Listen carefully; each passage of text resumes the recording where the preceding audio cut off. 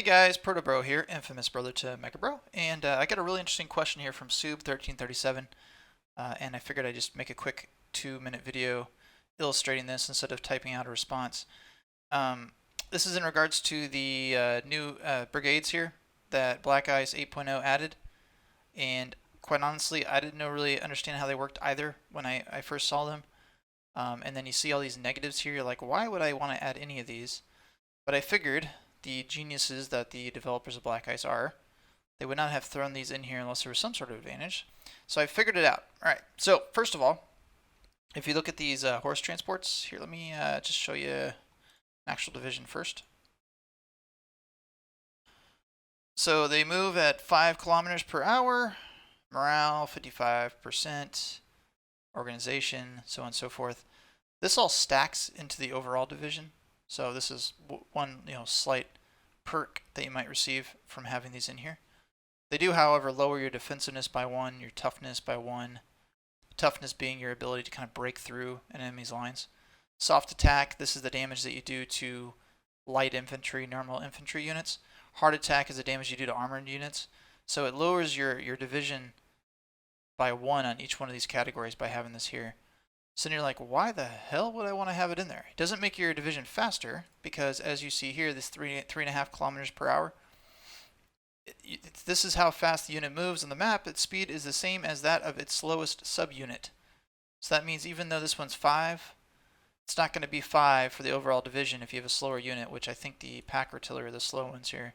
Oh, they're actually 5. Interesting. Okay. Someone's slow here. Must be this guy. Nope, he's fast too. Jesus. Who's the slow guy? Where's the slow guy? There we go. So the engineer is what slows this division down. But these are very beneficial for other reasons I'll explain.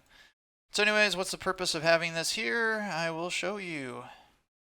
Alright, horse transport. Here we go, horse transport.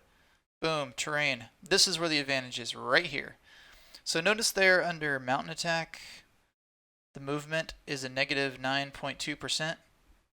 So essentially that means if we're engaged in combat in a mountainous terrain, we're going to receive a movement penalty of negative 9.2.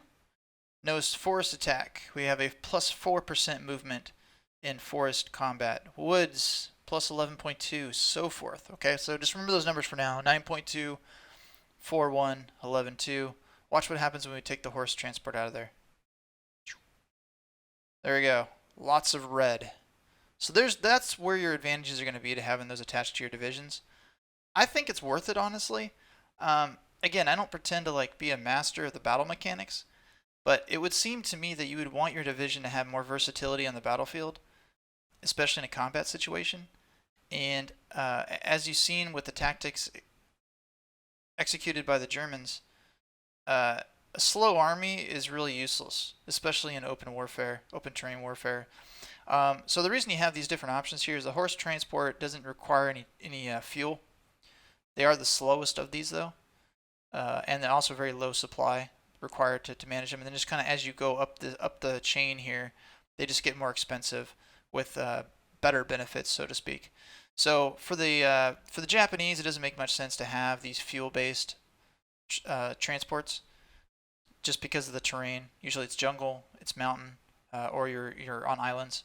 But if you're the Germans, it kind of makes sense probably to have a lot of fuel units if you have the fuel to support them. It's going to make your divisions faster in rugged terrain or going through the woods and so forth. Yeah, it's going to lower this overall number here a little bit, as you'll see. So let's say 36 here. It's down to 35.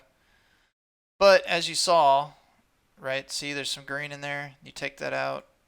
Now it's all red. It's a pretty big difference. So I think it's worth it. I think it's worth having those in there. You don't necessarily need to have them in every division, but there's definitely benefits to having these in there. And with that, I think that pretty much covers that question. I would say the same is true for these as well. I think you get the same sort of bonuses.